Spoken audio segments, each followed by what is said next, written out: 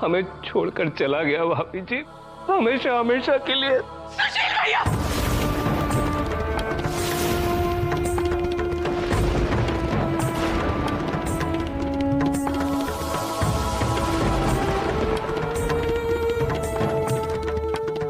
देव के लिए अगर ऐसी बात कही ना। माँ, चाचा जी सच कह रहे, हमारा देव नहीं रहा। विवेक, देव नहीं रहा।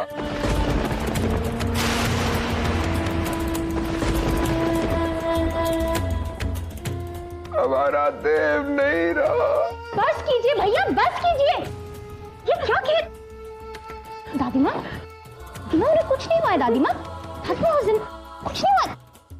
दादी माँ, माँ जी, माँ जी उन्हें कुछ नहीं हुआ है। मुझे अखंड सौभाग्यवती का आशीर्वाद मिला है, उन्हें कुछ हो ही नहीं सकता है। वो बिल्कुल ठीक है, जिंदा है वो। मैं हमेशा सुहागन रहूंगी। हाँ हाँ बेटा। अब इन बातों का कोई फायदा नहीं छोटी बहू। ये सच है कि देव बाबू नहीं रहे। चाचा जी,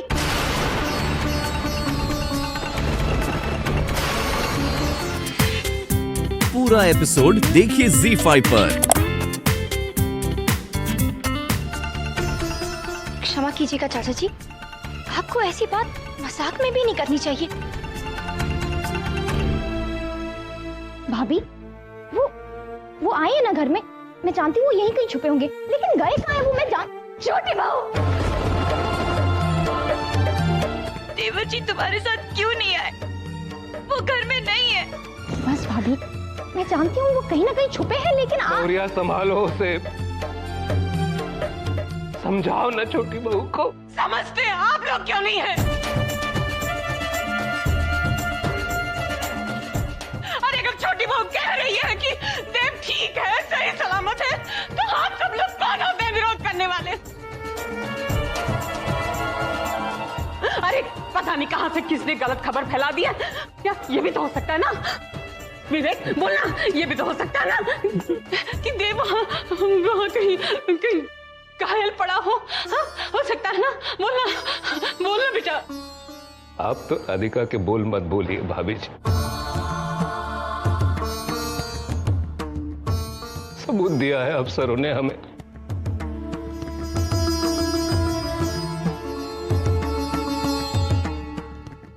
ये देखिए,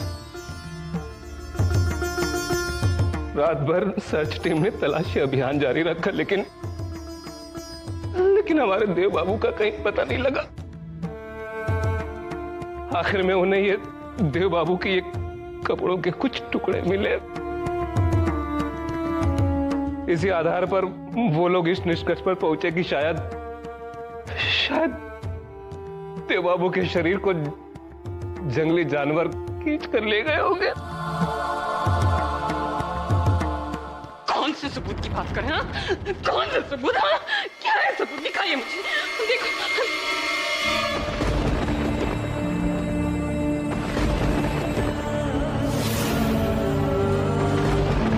तोरे जैसी बावरी सगरे वृंदावन में और कोई ना होगी। पति मंदिर में जाके रहता है, उसकी फिक्र ना है। पराई लड़की के पति के लिए लड्डू बनाए रही।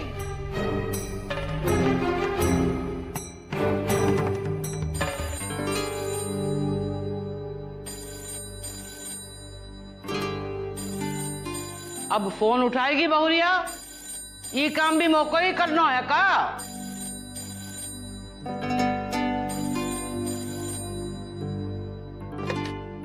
हेलो देवकी जी, आप क्या हुआ जी? सुबह मैं मंदिर गई थी, आप मुझे वहां मिले ही नहीं। मैं राधिका के घर से बोल रहा हूँ देवकी जी। अच्छा, आप वहां चले गए थे? ये आपने बहुत ही अच्छा किया जी। मैं तो बहुत चिंता कर रही थी कि हमारे परिवार से समारोह में कोई भी नहीं पहुंचा। पता नहीं वो लोग क्या सोचेंगे। पता है, मैं लड्डू बना रही हूँ जी। वो बेला के मामा जी दिल्ली जाने वाले हैं ना, उन्हीं के हाथ भिजवा दूंगी। देव बाबू को बहुत पसंद है ना? ठीक कर रही हूँ ना जी? घोर अनर्थ हो गया है देवकी जी।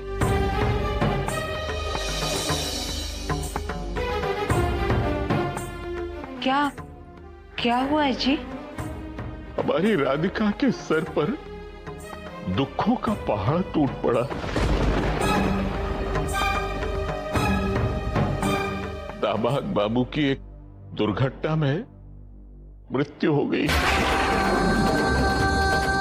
देव बाबू नहीं रहे दिन की।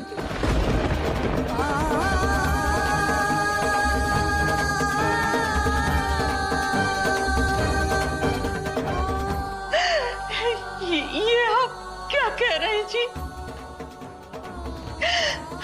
देव बाबू, नहीं नहीं, ऐसा नहीं हो सकता जी। बेटा, जो सत्य है उसे हमें स्वीकार करना ही होगा। सत्य वो है बाबूजी जो मैं कह रही हूँ। आपको मेरे विश्वास पर विश्वास नहीं? राधिका, नियति के सम्मुख प्रत्येक विश्वास पराजित हो जाता है बेटा। जिसका जितना जीवन लिखा होता है उतना ही जी पाता। आपने मुझे सती सावित्री की कहानी सुनाई थी बाबूजी, जिसने अपने विश्वास से नियति को बदलने पर विवश कर दिया था।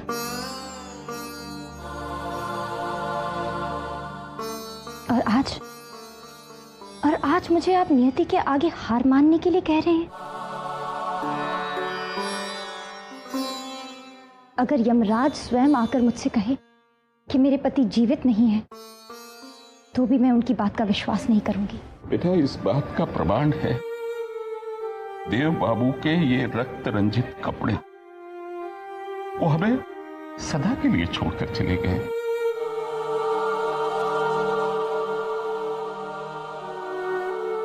आप मुझे उनकी मृत्यु के प्रमाण दे रहे हैं बाबूजी? क्या ये प्रमाण मुझसे अधिक विश्वसनीय है? उनके जीवित होने का सबसे बड़ा प्रमाण आपके सामने है बाबूजी। आपकी बेटी राधिका, मैं जिंदा हूं। यही सबसे बड़ा प्रमाण है कि वो भी जिंदा है। मेरी और उनकी सांसें जुड़ी हुई है। आपने विवाह के समय मुझे अखंड सौभाग्यवती का आशीर्वाद दिया था ना बाबूजी। और नियति का खेल देखिए, आपने मेरा कन्यादान 2 बार किया, मुझे 2 बार आशीर्वाद दिया, और मैंने उनके साथ 7 नहीं 14 फेरे लिए हैं बाबूजी। क्या अब भी आपको इस बात पर विश्वास नहीं? आपके आशीर्वाद के प्रताप से मैं सुहागन जीऊंगी।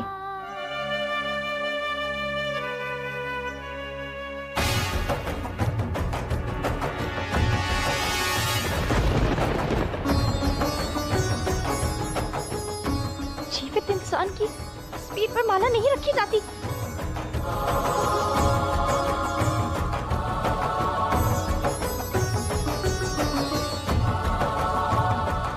अब तो आ जाइए ना।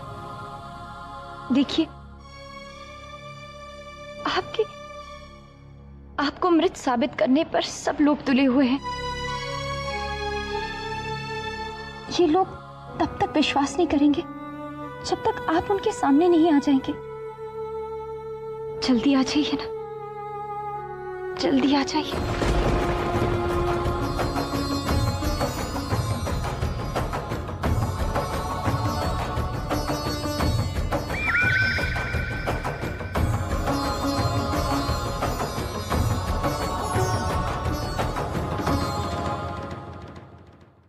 ये आप क्या नृत्य कर रहे हैं?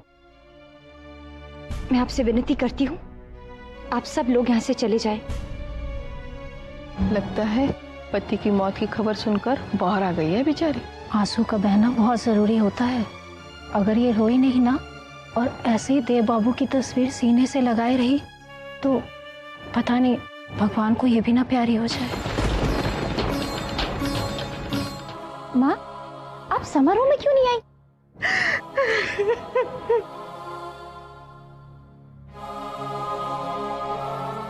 माँ, आप क्यों? क्या आप भी इन सब की तरह इस छोटी खबर पर विश्वास? नहीं माँ, आप तो मुझ पर विश्वास कीजिए ना। माँ मैं जानती हूँ उन्हें कुछ नहीं हुआ है।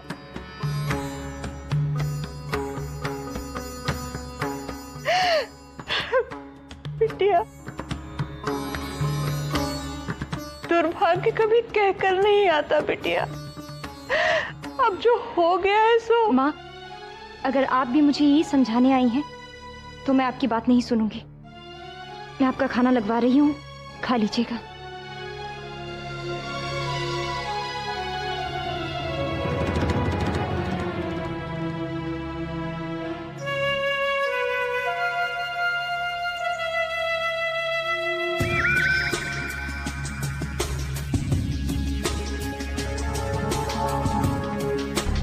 क्या हो गया अम्मा जी? बावरी हो गई है, पागलों की तरह घूमे, कैसन बहकी बहकी बात करे। मन को गहरी चोट लगी है।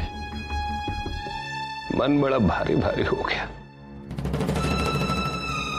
पर क्या करें, ऊपर वाले की इच्छा के आगे किसकी चलती है। हम इंसान करे भी तक क्या करें। चाचा जी एक बात आ रही थी दिमाग में, वक्त तो नहीं है पूछने का पर। हाँ बड़ी बहू पूछो। अब अगला राजपुरोहित कौन होगा? अर्जुन या शांतनु? अगला राजपुरोहित अर्जुन ही होगा, और कौन होगा। लेकिन चाचा जी खून का रिश्ता तो शांतनु का है ना? अरे इतने दिनों से अर्जुन मठ के लोगों को पटा रहा है, वो सब लोग उसको मानते भी है। निश्चित तौर पे अगर चुनाव हुआ तो अर्जुन ही चुना जाएगा।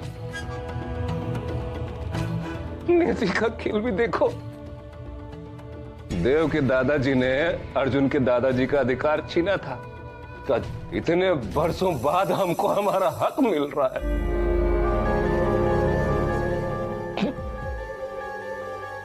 अर्जुन अर्जुन ही बनेगा अगला राजपुरोहित। कौन है जो राजपुरोहित की गद्दी पर नजर गड़ाने की हिम्मत करेगा? अर्जुन होगा राजपुरोहित और हम होंगे राजपुरोहित के बाप।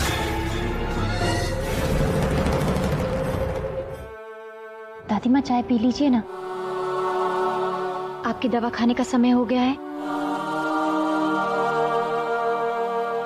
और विवेक भैया, चाचा जी सब लोग कहाँ हैं? मैं उनके लिए भी चाय बनाकर लेकर आई हूँ। वो सब बाहर देव बाबू का सांकेतिक शव बनाए रहे हैं, अंतिम संस्कार के लिए।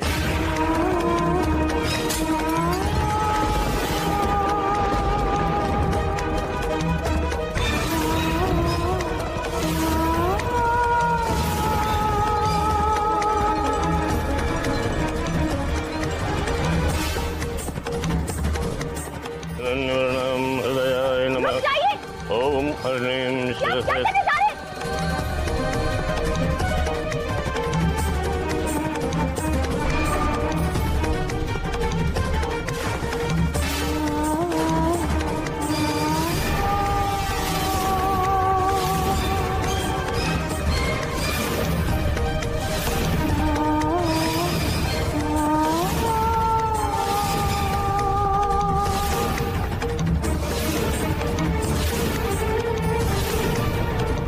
भीतर ले जाओ इन्हें, ये पाप करने पर तुली हुई है।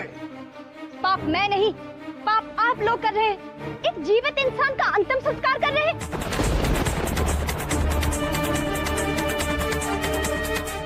मैं आप लोगों को यह अनर्थ नहीं करने दूंगी, नहीं करने दूंगी मैं आप लोगों को यह अनर्थ।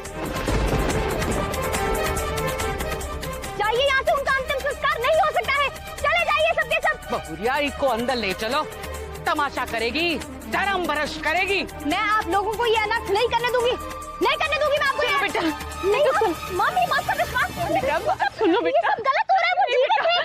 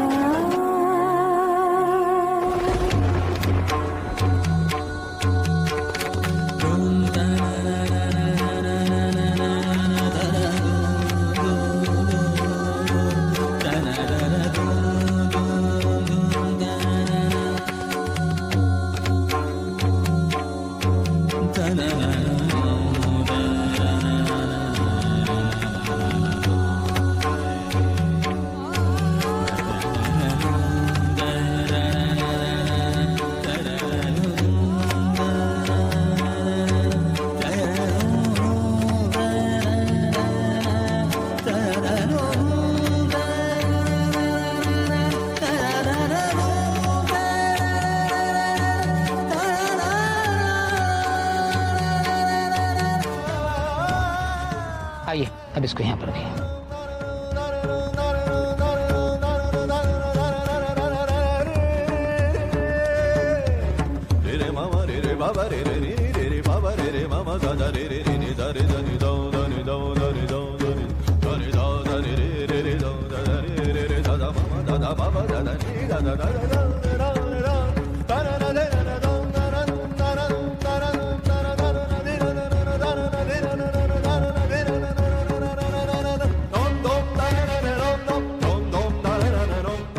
आइए।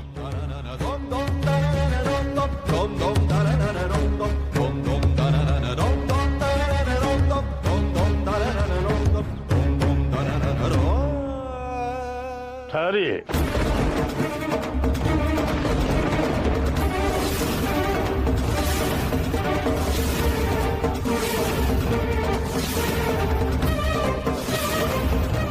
मुखाग्नि शांतनु देगा,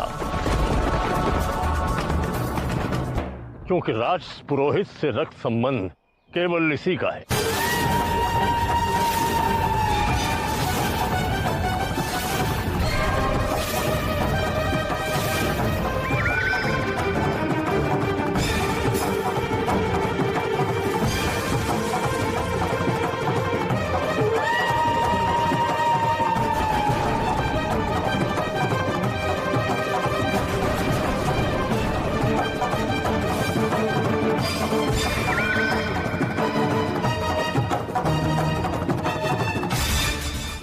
राजपुरोहित तो हम बनने वाले थे ना, तो ये सारी रस्में हमें पूरी करनी चाहिए ना। ये शांतनु क्यों कर रहा है? ये वक्त बहस करने का नहीं है अर्जुन। शांतनु बड़ा भाई होने के नाते ये रस्म निभा रहा है। बाकी राजपुरोहित तो तुम ही बनोगे, देख लेना।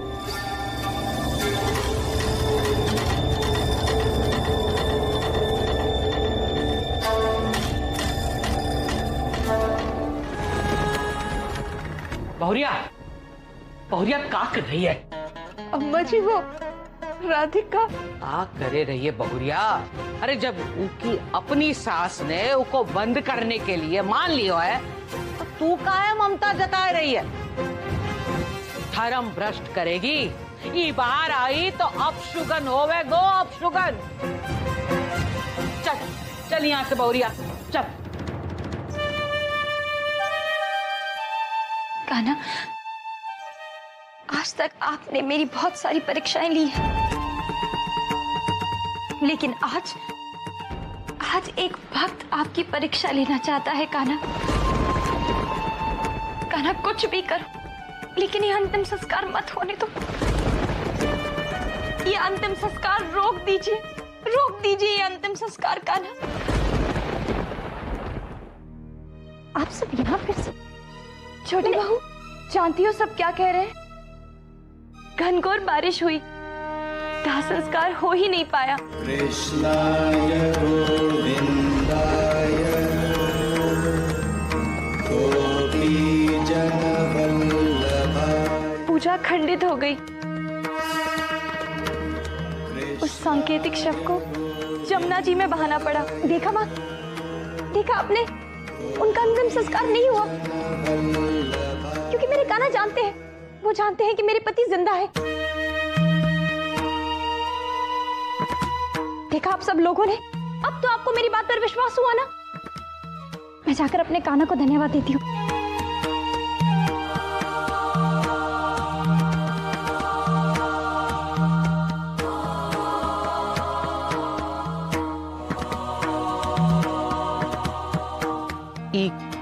तो बावरी हो गई है, लेकिन हम सबके मगज तो ठिकाने हैं ना।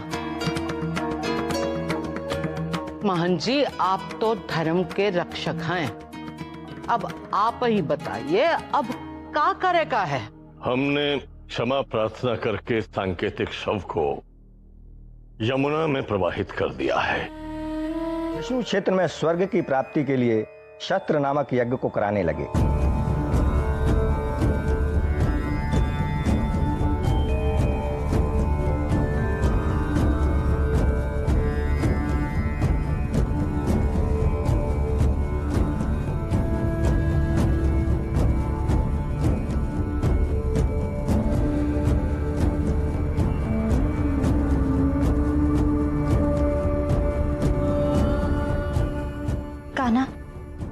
आज मैं पूजा घर में दिया नहीं जला सकती, क्योंकि सब लोग कह रहे हैं कि सूतक लगा है और इसीलिए गरुण पाठ चल रहा है। मैं ये सब रस्म रोक तो नहीं सकती कान्हा, लेकिन आपसे एक विनती है, आप उन्हें जल्द से जल्द भेज दीजिए ना, ताकि सब लोगों को मेरी बात पर विश्वास आ जाए।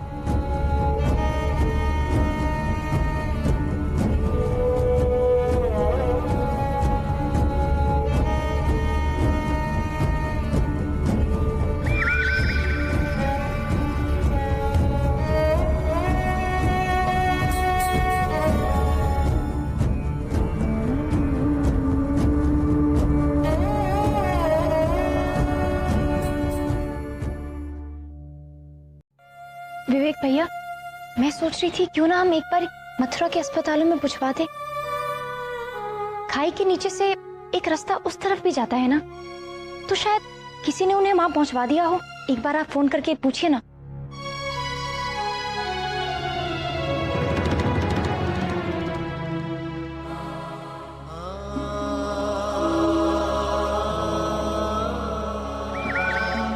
देव बाबू आए हैं, यही वास्ते हम तो को लेने आए हैं। मैंने आपसे कहा था ना, वो जरूर आएंगे। अम्मा, मैं बस 1 मिनट में आई। धन्यवाद कान्हा, वो वापस आ गए। मैं जानती थी आप मुझे हारने नहीं देंगे। धन्यवाद।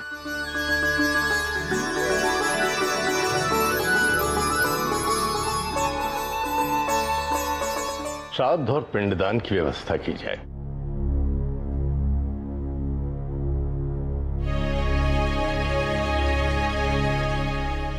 कहाँ है वो? कहाँ है वो? आप सब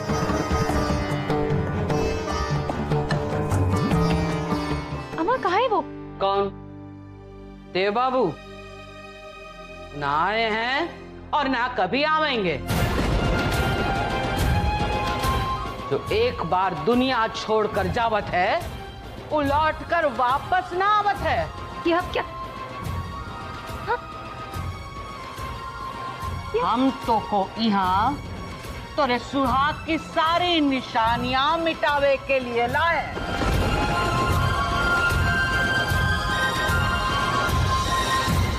मिटाई दे सिंदूर नहीं, तोड़ दे चूड़ियां और निकाली मंगलसूत्र। निकाल। नहीं, पता था मुझको, पता था तू ऐसा ना मानेगी। हठी जो ठहरी। पकड़ो निर्मलाई को, पकड़ो इनको, पकड़ो और तोड़ो चूड़ी और निकालो मंगलसूत्र।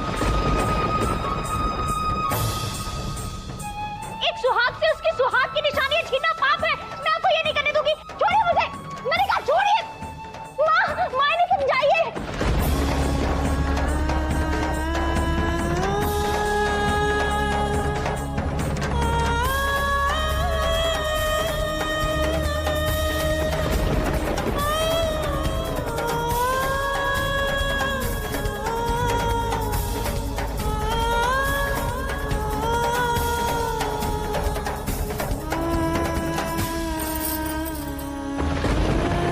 मोहन जी, आप बताइए आगे क्या करेगा है? आज सर्वप्रथम राजपुरोहिताइन का केश कर्तन किया जाएगा।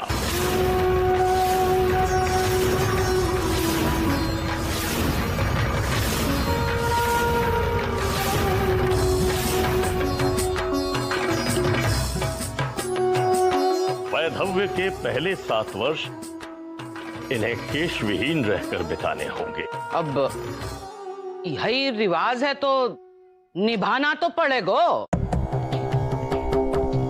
हमने आदेश दे दिया है, नाई आता ही होगा। परंतु महंत जी, ये प्रथा तो पुरातन है, कोई नहीं मानता इसे।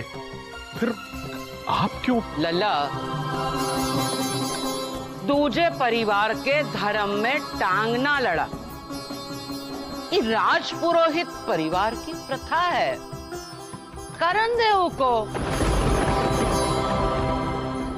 बहन जी, राजपुरोहित परिवार के होने के नाते मैं आपसे कुछ पूछना चाहती हूँ। अवश्य पूछिए। अगर माँ जी के विधवा होने पर या मेरे विधवा होने पर ये सब नहीं किया गया, तो राधिका पर ये अत्याचार क्यों? आपकी सास ने विधवा होने से पहले राजपुरोहिताइन का आसन आपको सौंप दिया था और आपने विधवा होने से पहले अपनी बहू को।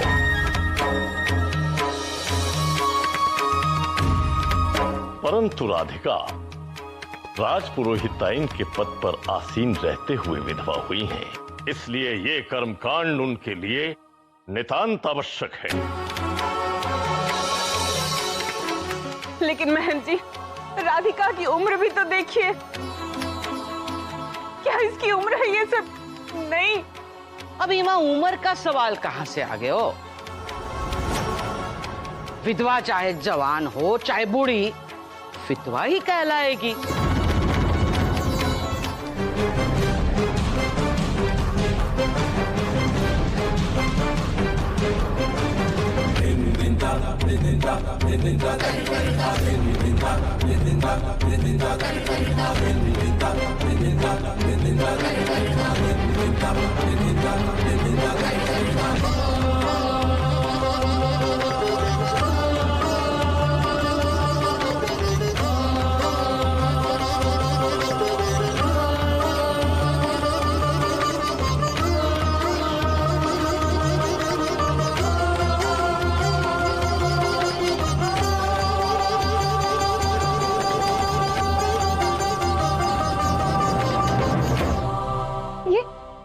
ये क्या हो रहा है? मैं ये रस्म नहीं करूंगी। केश निकालिए। मैंने आपसे कहा ना, मैं विधवा नहीं हूँ।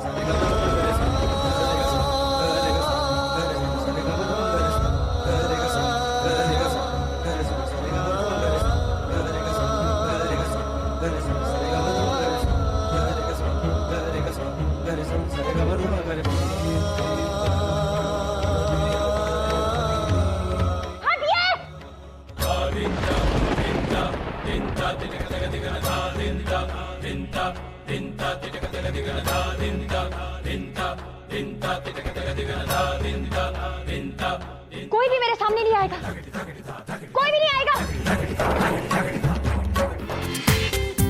पूरा एपिसोड देखिए ZEE5 पर।